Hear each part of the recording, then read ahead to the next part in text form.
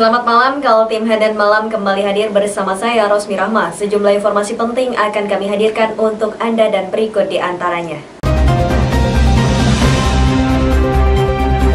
Kita awali Kaltim Headline Malam edisi kali ini. Jalur jalan tol kilometer 16 Balikpapan diblokir warga.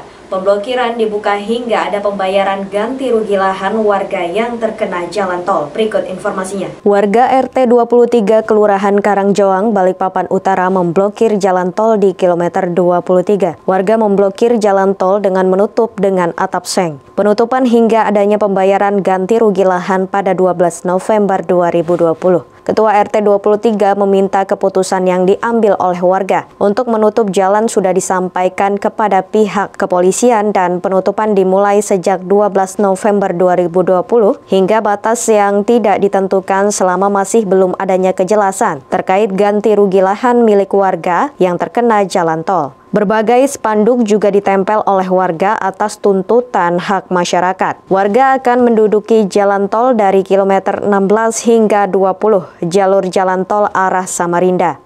Keputusan yang sudah saya ambil berdasarkan instruksi yang sudah saya layangkan ke Kapolres, penutupan akan saya mulai pada hari ini sampai dengan ada keputusan legal opini dari pihak kejaksaan. Itu saja. Saya mohon kepada pejabat terkait, dalam hal ini adalah pihak kejaksaan, saya selaku Ketua RT sekaligus penanggung jawab dari semua aksi ini, saya memohon bantulah kami dengan berbagai aspek legal yang betul-betul itu bisa membantu berpihak kepada masyarakat. Dalam hal ini kalau sampan bertanya akan saya buka kapan blokade ini, sepanjang belum ada keputusan yang jelas dari pihak kejaksaan, kami akan menutup sampai dengan ada keputusan yang jelas untuk pembayaran ganti rugi terhadap masyarakat saya. Dalam aksi penutupan jalan tol oleh masyarakat RT 23, Karangjoang berjalan aman. Blokir jalan akan dibuka jika sudah ada kejelasan pembayaran ganti rugi lahan. Dari Balikpapan, Muhammad Idris, tim Kaltim TV.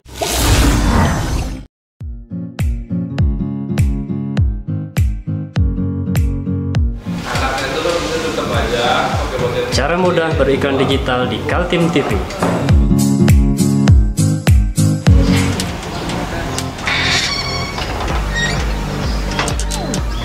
Yang pertama, jadilah sahabat Kaltim TV.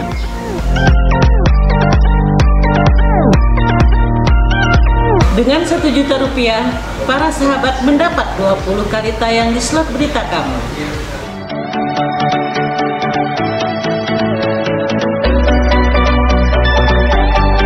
Dengan 20 detik dapat menjangkau 20.000 penonton.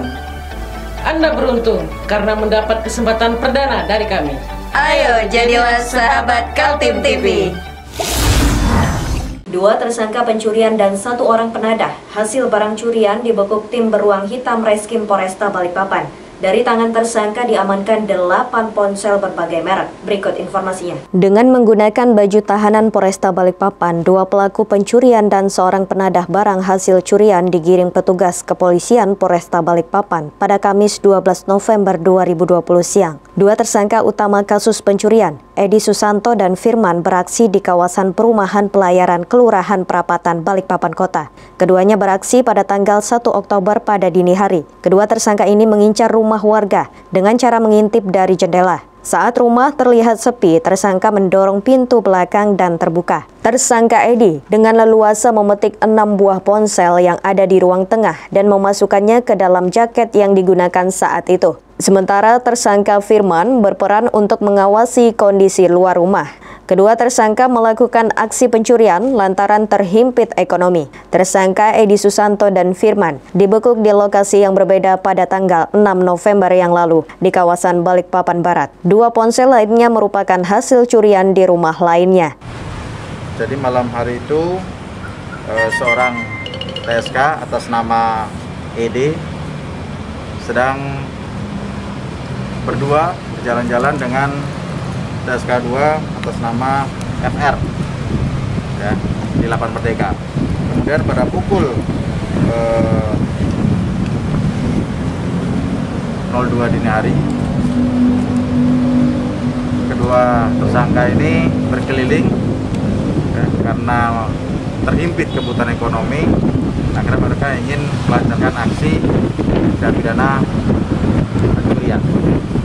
Pada saat di TKP, kemudian melihat lingkungan sekitar sepi, kemudian mengintip ke dalam rumah juga posisi orang sedang tidur di tengah-tengah, sehingga mencoba untuk mendorong sebuah pintu yang ada di samping. Ternyata tidak terkunci pintunya, sehingga dengan leluasa satu tersangka ED masuk ke dalam rumah, kemudian mengambil 6 buah handphone. Nah, satu orang TSK lagi berjaga-jaga. Sementara tersangka Jusman dibekuk setelah membeli 1 ponsel seharga Rp500.000. Oleh polisi, 2 tersangka Edi dan Firman dikenakan pasal 363 KUHP dengan ancaman 5 tahun penjara. Sementara Jusman dikenakan pasal 480 dengan ancaman 4 tahun penjara. Dari Balikpapan, Muhammad Idris, tim Kaltim TV.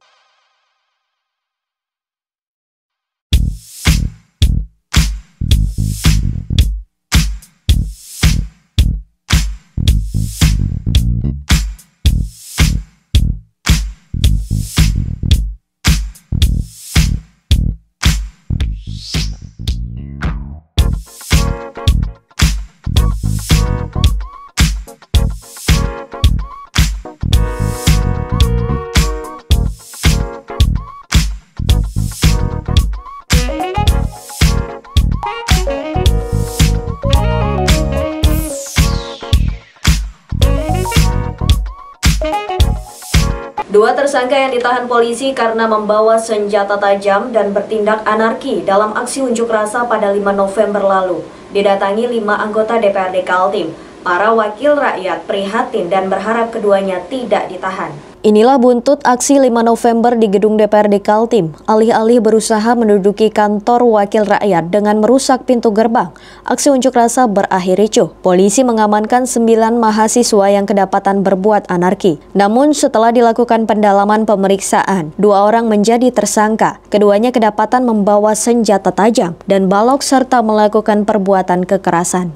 5 wakil rakyat DPRD Kaltim dipimpin oleh Wakil Ketua Sigit Wibowo dan ditemani politisi PKB Syafruddin dan Sutomo Jabir, serta Baharudin Demu dari PAN dan Romadoni Putra Pratama dari fraksi PDIP. Mereka berusaha menemui kedua mahasiswa di ruang tahanan, tapi tidak dibolehkan polisi lantaran keduanya saat di rapid test berstatus reaktif. Dari dialog dengan Wakapolresta Samarinda AKBP Dedi Agustono beserta Kabak OPS Kompol Ahmad Andi Suryadi dan Kasat Reskrim Kompol Yuliansyah, para anggota DPRD Kaltim mendapatkan jawaban kalau kedua tersangka sedang menjalani proses hukum. Dalam proses hukum seperti itu, upaya yang bisa dilakukan adalah mengajukan permohonan penangguhan penahanan. Kita beberapa anggota DPR siap menjadi jaminan untuk penangguhan penahanan, dan kita juga tidak bisa intervensi proses hukumnya karena proses hukumnya ini udah berjalan dan udah terima sebagai tersangka. Jadi kita hormati proses hukumnya, tapi sebagai warga negara punya hak untuk mengajukan penangguhan penahanan. Nah, ini yang akan kita lakukan. Pun hari ini kita tidak bisa ketemu dengan mereka karena memang alasannya mereka hasil rapidnya reaktif. Berapa orang, Bang? 2 orang itu. Oh, dua-duanya reaktif, Pak ya? Reaktif.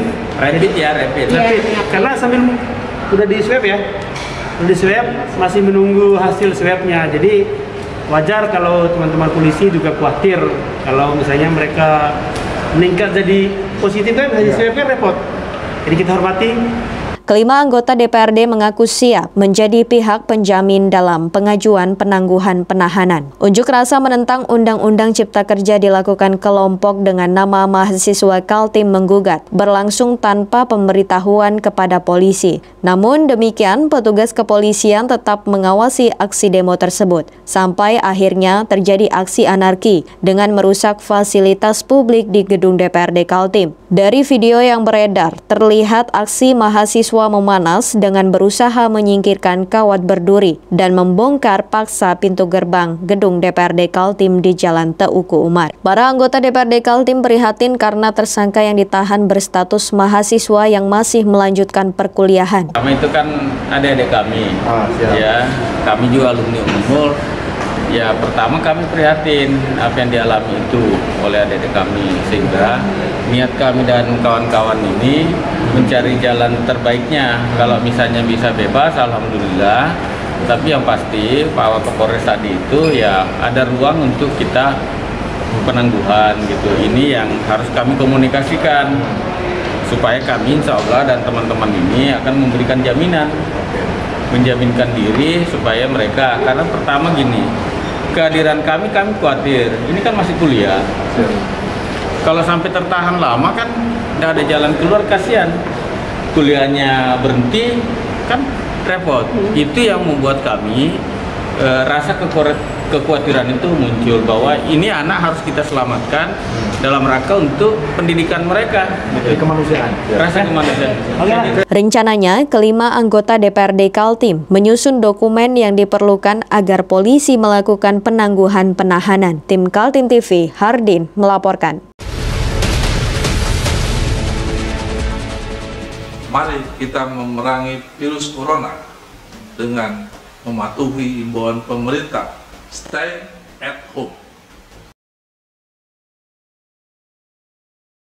Ratusan massa organisasi masyarakat Gepak Kuning Kaltim geruduk kantor KPU Balikpapan. Dalam aksinya menanyakan 5 panelis dalam debat paslon, tidak satupun akademisi dari Balikpapan. Ratusan massa aksi dari organisasi kemasyarakatan Gepak Kuning Kaltim menggeruduk kantor Komisi Pemilihan Umum Kota Balikpapan sepanjang Rabu 11 November 2020 siang. Dengan membawa poster dengan tulisan aksi damai tolak panelis dari luar daerah. Aksi damai organisasi masyarakat Gepak Kuning Kaltim ini mempertanyakan kepada KPU Balikpapan terkait para panelis yang dihadirkan oleh KPU Balikpapan dalam debat pasangan calon tunggal. 5 panelis ini merupakan warga dari luar Balikpapan, sehingga diduga tidak mengetahui permasalahan yang dihadapi Balikpapan. Selain itu, sangat disayangkan tidak adanya akademisi dari Balikpapan yang dijadikan sebagai panelis dalam debat paslon. Pendalaman visi dan misi paslon tunggal dalam Pilkada Balikpapan tahun 2020. Akademis dari Balikpapan. Kan akademis dari Balikpapan kan ada apa? Kan ada UNBA, TK, itulah. Kenapa mesti orang Samarinda yang di? Semoga aspirasi kita ini. Permasalahan Balikpapan tahu nggak dia itu kan? Nah, ini kita keberatan dengan Pak Menteri. Kita sudah menyurat Pak tanggal 26 Oktober ke KPU. Tanggal 27 kita surat ke KPP Pusat, tapi tidak ada respon. Saya tuh mintalah KPU ini terbuka, ayolah kita diundang. Karena surat kita itu sudah masuk, tolonglah kita dipanggil, dihargai kita ini. Nah, tapi ternyata sampai sekarang pun kita tidak dihargai. Nah itulah, kemana sikap KPU untuk masyarakat Balikpapan ini?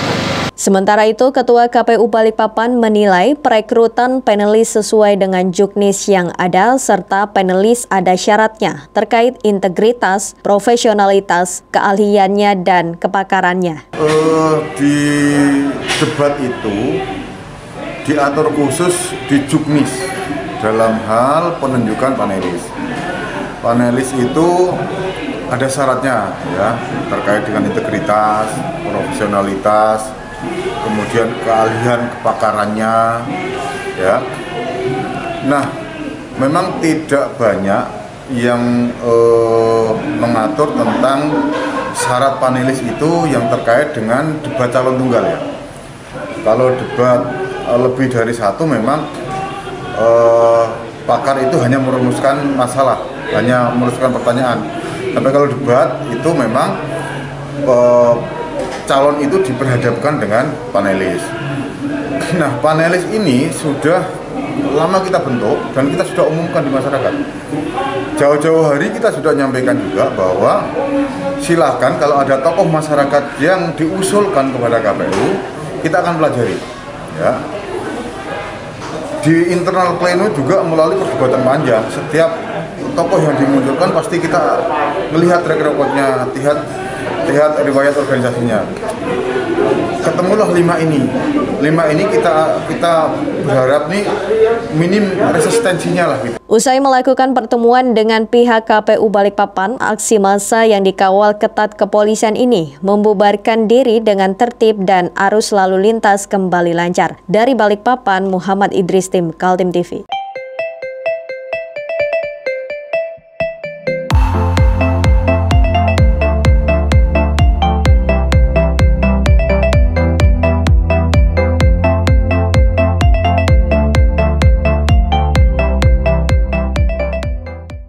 Kita beralih ke informasi selanjutnya. Sebanyak 200 paket sembako dibagikan kepada warga Jenebora, Penajam Pasir Utara. Paket sembako dari Polairut Polda Kaltim untuk membantu warga di tengah COVID-19. Sebanyak 200 sembako dibagikan ke masyarakat Jenebora di kawasan Penajam Pasir Utara sepanjang Selasa 10 November 2020. Pembagian 200 sembako dari Polairut Polda Kaltim yang dilakukan di atas laut. Para nelayan mengambil sembako satu persatu menggunakan kapal kelotok mereka yang biasa digunakan untuk mencari ikan. Pembagian paket sembako bagi warga pesisir untuk membantu warga yang terdampak COVID-19 juga sebagai rangkaian perayaan Hari Jadi Polairut ke-70 tahun. Warga Jenebora yang berprofesi sebagai nelayan sangat terbantu dengan adanya bantuan di tengah pandemi COVID-19. Bantuan dari kan nelayan dari terima kasih dengan Pak Kapolri. Dapat bantuan sembako ini. Pak, tinggal di mana, Pak? Kita tinggal di RT 1 Jenebora. Pak, cukup membantu Pak ini, Pak. Bantuan ini, Pak. Oh iya, betul, membantu dengan Kak Airut, semua petugas-petugas di lapangan ini. Kondisi nelayan gimana, Pak? Ya, saat ini, Pak? Alhamdulillah masih melaut, Pak. Masih melaut kita. Tujuannya adalah yang pertama sebagai wujud daripada rasa simpati kita kepada masyarakat, di mana saat ini masyarakat sedang terdampak daripada COVID-19. Yang kedua, tujuannya untuk sedikit meringankan beban daripada masyarakat akibat dampak daripada pandemi COVID-19 ini.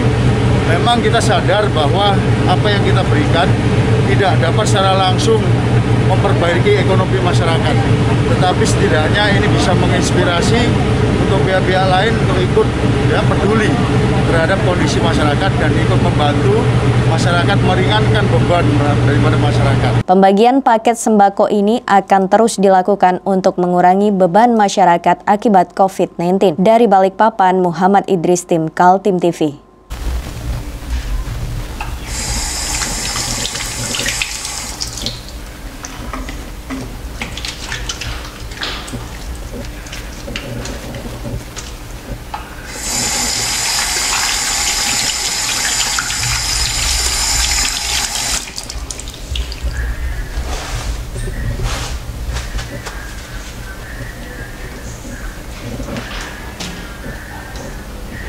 Meskipun di rumah saja, kita tetap selalu menjaga kesehatan, cuci tangan, menggunakan hand sanitizer. Ingat, mulailah dari diri sendiri.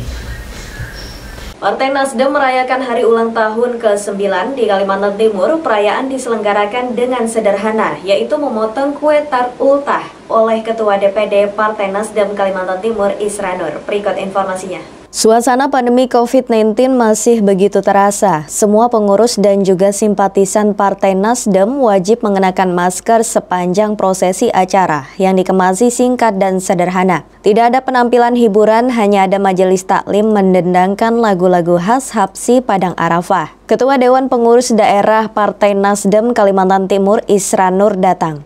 Dia didaulat memotong kue tart ulang tahun dan kemudian irisan pertama diberikan kepada kelompok majelis taklim. Isranur juga menyampaikan rasa syukur dan bergembira karena partai yang dipimpinnya berulang tahun yang ke-9.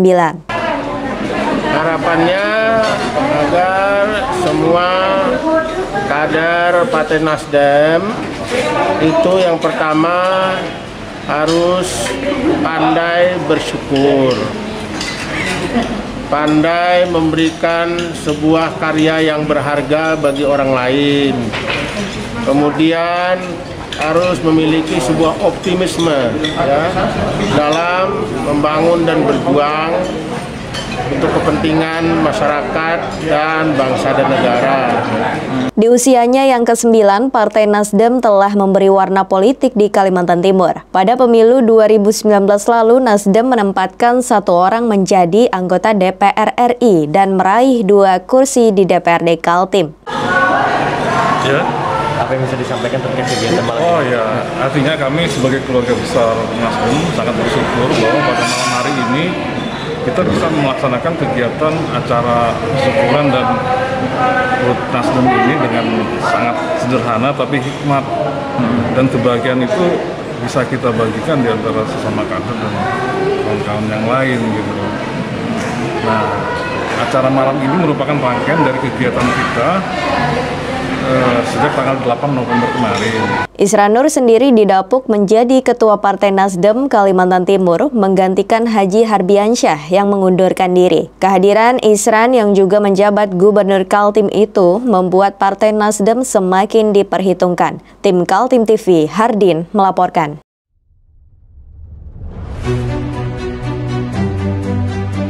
Hari ini kita ada kegiatan untuk membungkus sembako untuk dibagikan ke masyarakat yang membutuhkan karena COVID-19 ini. Semoga kita sukses semua.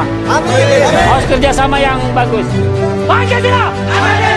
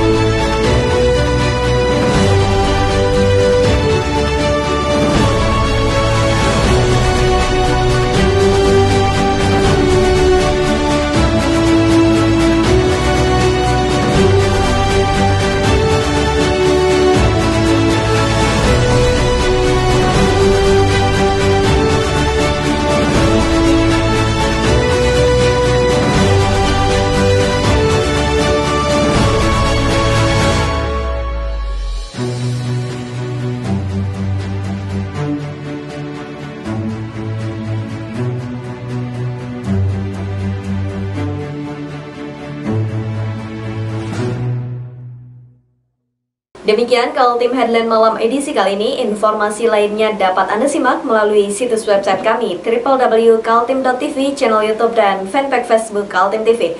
Jangan lupa untuk selalu patuhi protokol kesehatan. Saya Rosmi Rahma bersama kerabat kerja yang bertugas pamit undur diri. Selamat malam dan sampai jumpa.